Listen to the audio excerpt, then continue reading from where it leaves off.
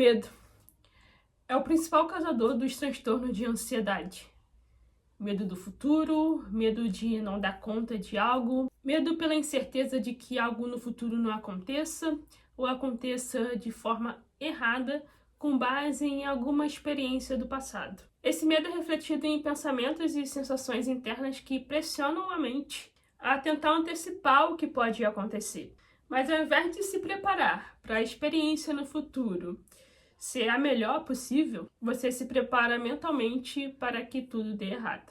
Pois quando você repete, ensaia várias e várias vezes na sua mente o que pode dar errado, o que pode acontecer de ruim, você está preparando um futuro catastrófico para você. Você pode até não saber, mas ao fazer isso, você está criando conexões neurais. A mente subconsciente, ela não faz diferença entre um acontecimento real ou imaginado. Quando pensamos em algo, além de liberar neurotransmissores que informam ao corpo como estamos nos sentindo, ao pensar nós estamos formando conexões neurais sobre algo para criar uma representação interna no cérebro. Para tudo que você conhece, existe uma representação interna no cérebro. E para aquilo que você não conhece, existe uma associação neural com base naquilo que você conhece. Ou com base em alguma experiência que você já teve.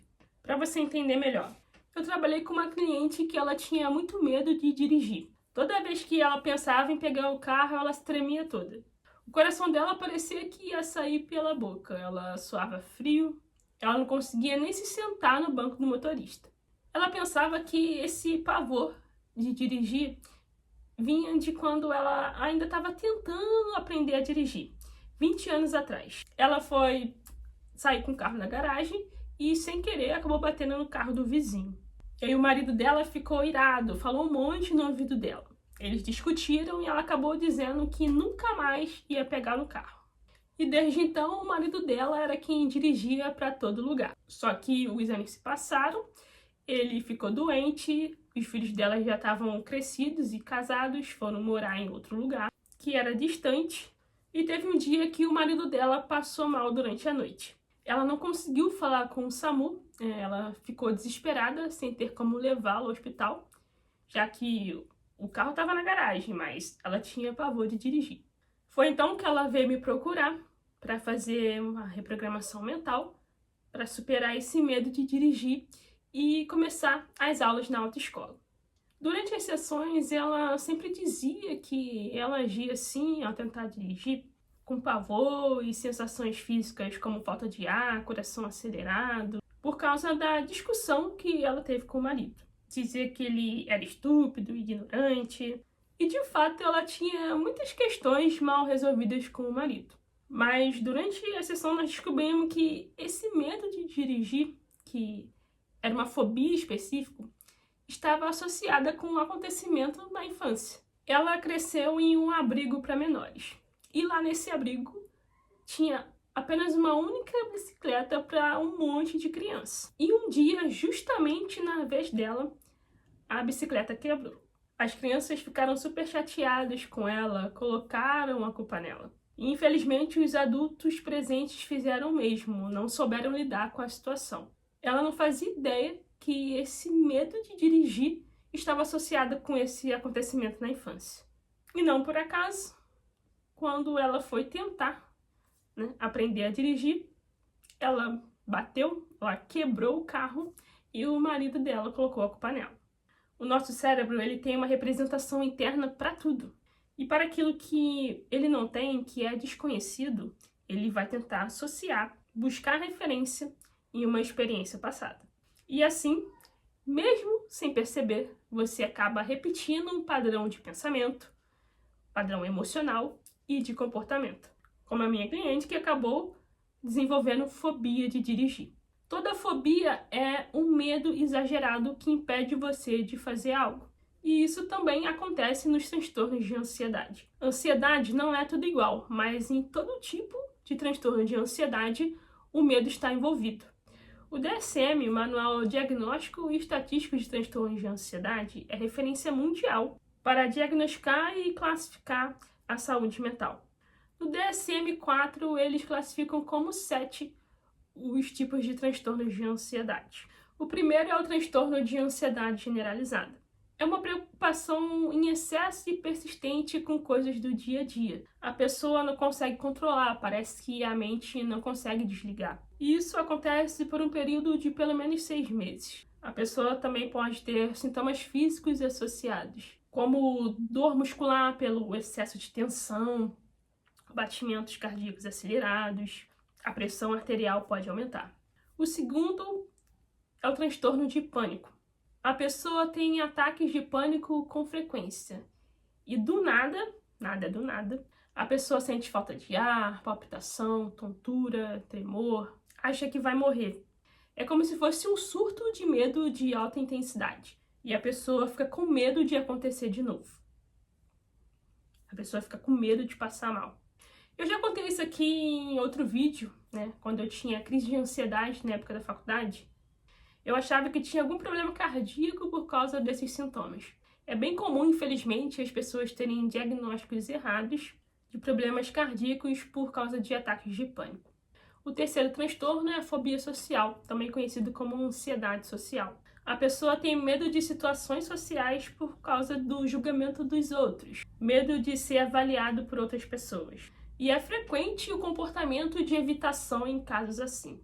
A pessoa evita comer em público, a pessoa evita apresentações, a pessoa evita falar em público, a pessoa evita reuniões. Pode acontecer ruminação mental antes do evento acontecer. A pessoa fica pensando sem parar em tudo de errado que pode acontecer antes do evento acontecer, o que aumenta o medo, né, de participar do evento social. Agorafobia é um medo exagerado, muito intenso de situações onde escapar pode ser difícil, como o medo de multidões em shows, como o medo de lugares fechados, como transporte público. Geralmente a pessoa tem medo de situações na qual ela não tem controle, ou que a situação pode sair do controle.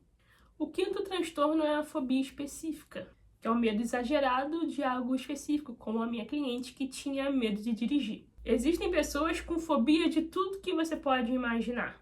Fobia de barata, fobia de cachorro, fobia de avião, fobia de borboleta. Eu mesmo já trabalhei com uma cliente com fobia de gato. O sexto transtorno é o transtorno obsessivo-compulsivo, também conhecido como TOC. A pessoa tem uma ou várias obsessões que ela se sente obrigada a fazer. É como se fosse um ritual que ela tem que cumprir. A pessoa tem comportamentos, tem pensamentos indesejados que são repetitivos e ela se sente encorajada a cumprir, para tentar aliviar a ansiedade que essa obsessão causa. E o sétimo transtorno é o transtorno de estresse pós-traumático, também conhecido como TEPT. É um transtorno que gera grave incapacidade social e ocupacional após a ocorrência de algum trauma. Geralmente a pessoa tem pensamentos intrusivos, pesadelos, fica revivendo o evento traumático mentalmente ou foge de lembranças do trauma. A pessoa pode sofrer de distúrbios do sono. No DSM-5, o TOC e o TEPT foram retirados dessa categoria de transtornos de ansiedade. De todas as pessoas que eu já ajudei a superar algum tipo de transtorno de ansiedade, eu faço apenas algumas modificações, mas ainda são 7 tipos de transtornos. Transtorno de ansiedade generalizada, ataque de pânico, fobia, agorafobia, ansiedade social, TOC e compulsão. Eu já trabalhei com pessoas com compulsão alimentar, com compulsões por compra, mas também existem diversos tipos de compulsões, como compulsões por conteúdo adulto, compulsão por jogos, compulsão por internet. Cada tipo desses transtornos tem diferenças entre si, nos seus significados, que funcionam como um gatilho para esse medo exagerado. Mas todos eles têm 2 pontos em comum. O medo em relação a algo, que envolve a amígdala cerebral, e, consequentemente, o envolvimento do sistema nervoso autônomo, com a ativação do sistema nervoso simpático. No cérebro ansioso, existem 3 estruturas cerebrais que estão fortemente envolvidas: a amígdala cerebral, o córtex pré-frontal e o hipocampo. A nossa amígdala cerebral ela é responsável pelo nosso comportamento de medo e agressão. pelo nosso comportamento defensivo inato, ou seja, que já nasceu conosco. Ela também desempenha um papel importante na formação e recuperação de memórias que estão relacionadas ao medo. E no cérebro ansioso, esse centro de detecção de ameaças está hiperativado, gerando respostas de medo exageradas. O córtex pré-frontal, ele é responsável por funções executivas como planejamento, raciocínio, tomada de decisões, previsão das consequências de comportamentos potenciais e da compreensão e moderação de comportamento social. E ele também regula e inibe a nossa resposta ao medo. E no cérebro ansioso, ele tem uma baixa atividade, reduzindo assim o controle da nossa amígdala cerebral. E o nosso hipocampo tem como uma de suas funções contextualizar as nossas memórias. Com essas alterações, ele tem dificuldade para diferenciar uma ameaça real de uma imaginada, de uma memória. A pessoa com algum tipo de transtorno de ansiedade, ela está sempre alerta porque tudo para ela parece uma ameaça. E esse estado de alerta constante gera uma hiperativação do sistema nervoso simpático, desregulando o sistema nervoso autônomo.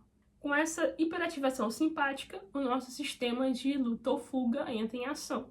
E aí você sente todas aquelas sensações físicas, igual a minha cliente sentia: tremor, coração acelerado, suor, palpitação, falta de ar. E aqui é importante falar que essa falta de ar, que pode gerar ataques de pânico, não é por falta de oxigênio, mas sim pelo excesso de CO2 na corrente sanguínea, que ativam quimiorreceptores no nosso cérebro, que também ativam o sistema de luta ou fuga. Em outro conteúdo eu vou falar mais sobre isso. Muita gente que tem ataques de pânico ou crise de ansiedade sente isso devido à respiração disfuncional. Eu dizia que sofri com crises de ansiedade por 10 anos na minha vida, mas eu estava errada. Depois de me dedicar a fundo no autoconhecimento, nos estudos da mente, cérebro e transtornos de ansiedade, que me levou a criar um protocolo de controle de ansiedade, eu entendi que tinha transtorno de ansiedade desde a infância, que se manifestou de diferentes formas durante a minha adolescência e início da minha vida adulta. É muito comum quem tem transtornos de ansiedade ter mais de um tipo, ou ter todos eles. Quando eu era criança, eu sempre passava mal em festas, eu vomitava. Eu achava que era por causa de alguma coisa que eu tinha comido que me fez mal. Mas na verdade era ansiedade social, que acabou se intensificando na minha adolescência, mas através da prática do esporte coletivo eu consegui lidar melhor com isso. Durante a faculdade, como eu já contei aqui em outro vídeo, as crises voltaram e ficaram mais intensas com as perdas familiares que eu tive. Com isso, eu tive episódios de agorafobia e ataques de pânico por 10 anos seguidos. E como eu não queria ficar refém de medicamentos controlados, mergulhei nos estudos para superar os transtornos de ansiedade.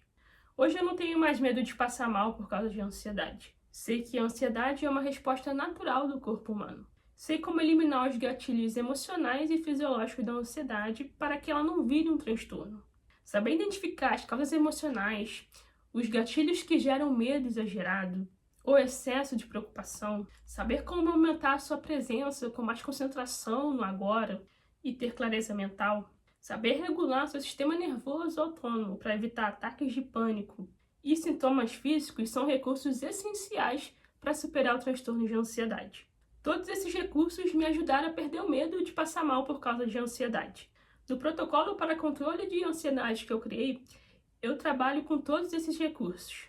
Se você tiver interesse em saber mais, aqui na descrição tem um link para aplicação no programa Ansiedade Controlada. Esse programa ele não é para todo mundo, porque ele é em formato de mentoria individual, onde nós aplicamos um protocolo passo a passo para você superar os transtornos de ansiedade. Um abraço e até o próximo vídeo.